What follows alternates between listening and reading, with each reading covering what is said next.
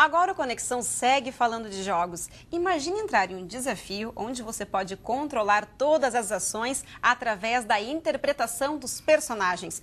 Essa é a proposta do RPG. Eu confesso que quando eu fui pesquisar sobre esse estilo, até me compliquei um pouquinho, porque é bem complexo mesmo esse universo do RPG, que inicialmente começou com os livros. Bem interessante, né, Priscila? É verdade, eu confesso que estou curiosa, porque não entendo muito bem. E a nossa equipe foi conhecer de perto o Atos, que além de apaixonado pelo jogo, também escreve livros de RPG. E é ele que nos conta mais detalhes sobre o assunto. Acompanhe. A primeira vez que eu peguei um livro-jogo na mão e li uma história onde eu era o personagem principal dela, eu podia participar da história e escolher que rumo a história ia tomar. Eu pensei, vou ter que fazer a minha história desse jeito. Role Playing Game, em português, jogo de interpretação dos personagens, ou como simplesmente é conhecido, RPG. O game surgiu nos Estados Unidos e consiste em uma dinâmica onde os personagens têm a liberdade de decidir o que fazer dentro de uma determinada história. E essa é uma das principais características, o controle do jogador sobre as regras. Por exemplo, eu eliminei muitas das regras assim que me atrapalhavam, que tornavam um jogo muito burocrático. Né? E é uma coisa que eu acho que dá para fazer livremente no RPG. Tu eliminar as regras que tu não gosta, dependendo do teu estilo de jogo, e adicionar até algumas ou criar algumas regras novas que se adaptem àquilo que tu está fazendo. O jogo pode ser praticado em diferentes plataformas. A mais antiga e tradicional é o RPG de mesa, jogado com livros, tabuleiro e dados. Esse é o estilo preferido de Atos. Aos 11 anos, ele lançou o primeiro livro de RPG. E não parou por aí. Desde que começou a escrever, já foram 4 obras publicadas. Sempre continuei escrevendo, e à medida que eu ia produzindo material, a editora foi pedindo mais, e aí fui fazendo. E hoje, agora, há pouquinho, recentemente, lancei meu quarto livro, é o Viver ou Morrer, pela editora Jambô.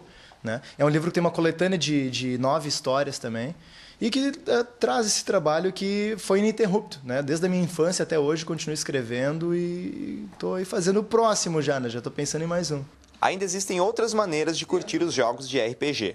Além do tabuleiro, tem ainda as opções mais artísticas, como o RPG ao vivo, também conhecido como live action, ou então no computador com RPG online. Lá, o número de participantes não tem limite. No RPG online, tu não tem muito como burlar as regras, digamos assim, né? Tu já tem o sistema pronto, né? Mas a diferença entre uma modalidade de jogo e outra é justamente a interação que tu tem com as pessoas, com os participantes desse jogo, né? Mas a interação é o que determina, eu acho, essas diferenças. Do RPG online, que às vezes tu está sozinho na tua casa, num computador, mas está com amigos virtuais, digamos assim, 10, 20, 30 amigos virtuais, né? O RPG esse ao vivo, chamado live action, é um RPG mais teatral, onde existe uma interpretação de papéis exatamente como no teatro, as pessoas se caracterizam, usam acessórios, adereços e tal, e há uma interação real entre elas. Claro, e é interessante deixar claro que o RPG é conhecido por um jogo de aventura, um jogo onde muitas vezes existe conflitos, combates, né? No jogo de teatro não tem nada de combate, pauleira e violência, nada disso. No RPG de teatro, por exemplo, os combates são resolvidos no pedra, papel e tesoura, ou com dado, né? Ou com uma adivinhação, digamos assim. Além de ser uma fonte de entretenimento e incentivar a imaginação e a criatividade do jogador, o RPG pode beneficiar os participantes do jogo em outro aspecto muito importante: a desenvoltura da escrita e da leitura. Eu descobri no RPG uma forma de incentivo à leitura e, consequentemente, à escrita, porque quanto mais tu lê, melhor tu vai escrever, mais conhecimento tu vai ter para produzir também. Mas descobri no RPG um incentivo muito grande à leitura. Por quê? Porque o RPG é divertido, sabe? Então o RPG, assim, na verdade, é o melhor exemplo que eu conheço do aprender brincando. Para saber mais sobre o trabalho de Atos, acesse a fanpage facebook.com/AtosBoring-RPG. E para adquirir algumas obras de RPG, basta encomendar no site da editora, que é editorajambô.com.br. Exatamente, reforçando jamboeditora.com.br. Agora, né, vamos falar sobre outro assunto. Inicia hoje em todo o país a campanha da Fraternidade 2013. O tema deste ano é Fraternidade e Juventude. E o lema é Eis-me aqui, envia-me. A proposta é coordenada pela Conferência Nacional dos Bispos do Brasil, a CNBB, que completa 50 anos nesta edição. É isso aí, Kelly. Para conversar com a gente sobre esse assunto, nós recebemos aqui no estúdio o padre jesuíta Atílio Hartmann. Olá, padre, seja bem-vindo aqui no Conexão. Meus parabéns, primeiro que acertou meu sobrenome. Olha só, todo dia não é tão fácil assim. Tá certo. Padre, muito obrigada por aceitar o nosso convite. Obrigado pelo convite, como tal, né? Sempre é um privilégio a gente chegar aqui na minha universidade, enfim. Por muitos anos eu fui professor aqui do Centro 3, vocês escaparam das minhas garras aqui. O padre também é jornalista, para quem não sabe, o Padre Atílio também é jornalista. Exato. Então, padre, antes de a gente continuar e começar a nossa entrevista aqui, eu convido você para a gente assistir, então, a campanha da Fraternidade 2013. Vamos conferir. São mais de 50 milhões de jovens no Brasil. E o futuro deles requer atenção especial de suas famílias, comunidades, igrejas e das políticas públicas. Quando compreendidos e amados, com as condições dignas para viver, eles inundam o nosso país com a alegria da fé e da sua esperança. Campanha da Fraternidade 2013. Fraternidade e Juventude. Uma realização da CNBB. Aí, padre, a gente viu que o tema deste ano, então, é Fraternidade e Juventude. Como esse tema, então, será abordado na campanha? Bom, o jovem está na crista da onda. Antigamente se dizia isso, na crista da onda, sabe? Sim. Está bem na onda, especialmente nesse ano, que vamos ter no Rio de Janeiro em julho, então a Jornada Mundial da Juventude. Então, por isso, inclusive, o tema volta. Como vocês já pesquisaram, me disseram em off, que pesquisaram e viram que já teve uma vez esse tema da juventude. Exatamente. Em 92, que essa campanha iniciou em 64 oficialmente, portanto está completando 50 anos de história, essa campanha, bem dentro do tempo da ditadura, e por isso se tornou um espaço alternativo muito interessante em termos de igreja, mas uma igreja voltada para a sociedade, voltada para a comunidade. E os temas também foram se tornando sempre mais abertos, sabe? No primeiro momento, você também é igreja, que não falava muito, e os termos foram se abrindo para entrar no tema social, e para entrar em temas muito específicos, a questão do negro, a questão de gênero da mulher na igreja, e volta de novo esse tema da juventude, dos jovens. Então, inclusive, o objetivo, eu vou ler aqui para não me perder nisso aí. Chega aos 77 gloriosos anos, sabe? 77.4 é o que eu assino. Então, o objetivo geral, além das meninas, agradeçam, poxa, não é todo dia, sabe? Obrigada.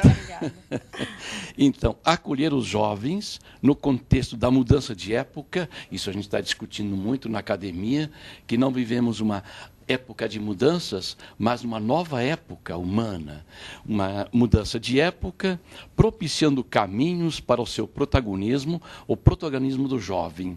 Isso me parece importante, no segmento de Jesus Cristo, na vivência eclesial e na construção de uma sociedade fraterna, fundamentada na cultura da vida, da justiça e da paz.